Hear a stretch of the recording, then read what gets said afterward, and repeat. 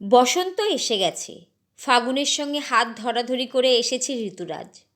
বসন্ত মানে একে অপরকে আবিরে রাঙিয়ে দেওয়া আর খুশি ভাগ করে নেওয়া। তেমনি সুদামা দেবী ভগবান দাস জসওয়াল ফাউন্ডেশন এবং সুপুত্র রওশন জসওয়ালের উদ্যোগে এক বর্ণাঢ্য শোভাযাত্রার আয়োজন করা হয়। এই শোভাযাত্রা ঠনঠনিয়া কালী মন্দির থেকে শুরু হয়ে জসওয়াল বিদ্যা মন্দিরে গিয়ে শেষ হয়। এই অনুষ্ঠানে উপস্থিত ছিলেন পৌরপিতা রাজেশ সিনহা, পিয়াল চৌধুরী সহ বহু বিশিষ্টবর্গরা। Bureau report, Kolkata today news. यहाँ पे हम लोग होली को केंद्र करके आज यहाँ जायसवाल समाज के बहुत सारे लोग इकट्ठे हैं और वो एक भजन का कार्यक्रम करते हुए नगर परिक्रमा करेंगे, चारों तरफ घूमेंगे, सबके साथ होली की खुशियाँ बांटेंगे। हम लोग उनके खुशी में शामिल होने आए हैं। होली का त्यौहार है, रंगों का त्यौहार। रंगों के त्यौहार में आपस के सभी भेदभाव भूल करके लोग मिलते हैं एक दूसरे के गले। कोई भी त्यौहार हो, मगर होली का त्यौहार विशेष तौर पर रंगों का त्यौहार है। रंग बिरंगे लोग यहाँ देखिए, हम सबको भी रंग बिरंगा ये दुपट्टा पहनाया गया है। खुशी का माहौल है। कल होली है, डोल उत्सव है। हम सब खुशी मनाएंगे, एक दूसरे के साथ अपनी खुशियाँ बांटेंगे और हमारे राज्य में, हमारे देश में शांति रहे, ये शुभकामना हम सबको, ये आशा हम सबसे करेंगे।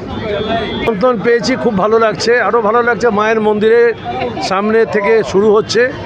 আর হোলি কি দোল, যেটাই আমি বলি না কেন, আগামীকাল পূর্ণিমা পড়ে গেছে, তো কালকে আমাদের বাঙালিদের দোল, পরের दिन हिंदुस्तानी भाईদের होली। और ये तो होली का दिन, गुलाब का दिन, गुलालों का दिन, खुशी का दिन। सब मिलो और गिले शिकवे भूल के दुश्मन को भी गले लगा लो। আমাদের একটাই কথা, ধর্ম যার যার উৎসব সবার, আমরা সেটাই মেনে চলছি। पहले तो मैं जितने लोग इसमें सम्मिलित थे उनको बहुत बहुत बहुत धन्यवाद और आभार प्रकट करना चाहता हूँ। ये हमारा पहला साल का एक छोटा सा एक्सपेरिमेंट था और उसमें इतना बढ़ चढ़कर पुरुष से ज़्यादा महिलाओं ने भाग लिया, ये तो अपने आप में अकल्पनीय था मेरे लिए। तो बहुत ही सौभाग्य महसूस कर रहा हूँ कि लोग इतना प्यार देते हैं, इतना ज़्यादा लोगों का जुड़ाव है, तो उसके कारण ये जो प्रोग्राम इतना सक्सेसफुल हुआ, बहुत ही खुशी हूँ।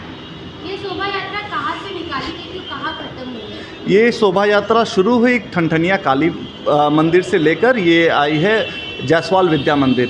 अब उसके पीछे भी एक बहुत छोटी सी एक कहानी है कि ये शुरू हुई अध्यात्म से और आकर ख़त्म हुई विद्या पर।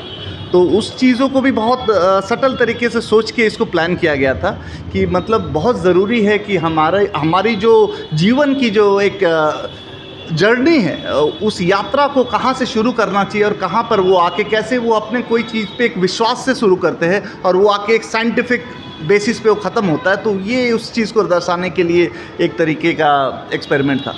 ये शोभा यात्रा में कुल कितने लोग उपस्थित थे? अब 400 से ज़्यादा लोग उपस्थित थे।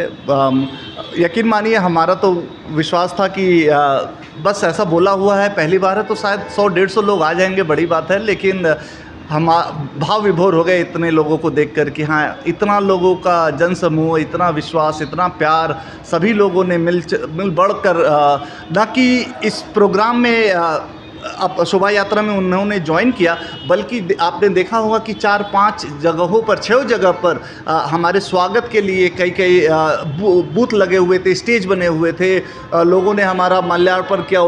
तो ये सब देखकर तो मतलब लग रहा था कि ये क्या प्रोग्राम हो गया। और इसका एक ही मतलब है कि सभी लोग चाहते थे कि ऐसा कोई इनिशिएटिव, ऐसा कोई प्रोग्राम लिया जाए ताकि सब पूरा समाज एकजुट हो सके। और हमको लगता है कि हम लोगों ने बहुत सक्सेसफुली उस काम को किया है आज। ये शोभा यात्रा में एज ए चीफ गेस्ट कौन उपस्थित थे? हम इस शोभा यात्रा का सबसे बड़ा जो हमको खुशी हुआ वो ये देखकर कि हमारे समाज के एक बहुत वरिष्ठ समाज सेवी बुजुर्ग श्री राम अवध जी जायसवाल, जो समाज में ऑलमोस्ट 70 सालों से मतलब सक्रिय हैं, उन्होंने जो आज नाचा है, गाया है, सबसे घुल मिलकर होली का जो रास था वो उन्हीं के भाव में दिख रहा था। तो वो थे हमारे संग रामावत जी, और उनके संग हमारे 2 काउंसिलर थे, एक काउंसिलर और एक काउंसिलर के संग थे, राजेश सिन्हा जी थे, और हमारे दूसरे नेता थे वहाँ पे पियाल चौधरी जी थे, और हमारे संग वहाँ पे फांटा दत्त थे। तो काफ़ी वरिष्ठ लोग, हमारे समाज के लोग यहाँ पे जुड़े हुए थे इस प्रोग्राम से। आपने इस प्रोग्राम के बाद लास्ट में एक स्टडी मटेरियल को लेके कुछ कहा है, उसके बारे में थोड़ा quickly बताएं। बिल्कुल, हमारा उद्देश्य ये था कि इस प्रोग्राम को समाप्त करते हुए जो एनर्जी जो आज क्रिएट हुआ, उस एनर्जी को बस ख़त्म या कोलैप्स ना हो जाए, उस एनर्जी को कंटिन्यू करने के लिए एक दूसरा प्रोग्राम हम लोगों ने आज लोगों के ऊपर दिया है। उस दूसरा प्रोग्राम का नाम है प्रोजेक्ट दिशा। दिशा किसके लिए? जो हमारे 12 क्लास के उच्च माध्यमिक के जो बच्चे हैं, जो एग्ज़ाम देकर दिशाहीन होते हैं, उनको पता नहीं है कि जीवन में अभी करना क्या। उनको केवल 3 चीज़ें समझ में आती है, आर्ट्स, साइंस और कॉमर्स। करियर क्या होता है, कैसे IIT पढ़े, कैसे MIT IIM में जाए, कैसे IAS की तैयारी करे, कैसे हम डिजिटल मार्केटिंग कर सकते, यूट्यूबर कैसे बन सकते, बहुत सारा करियर है। तो उन सभी करियर के बारे में उनका इंटरेस्ट समझे, उनका इंटरेस्ट के बारे में उनको बताएं कि कैसे आप अपने इंटरेस्ट को पा सकते हो, अपने करियर को बना सकते हो उस इंटरेस्ट के द्वारा। तो उसी प्रोग्राम को लेकर ये एक नया एक्सपेरिमेंट है। Your name and designation. रोशन जायसवाल, श्री सुदामा देवी भगवान दास जायसवाल फाउंडेशन के अध्यक्ष।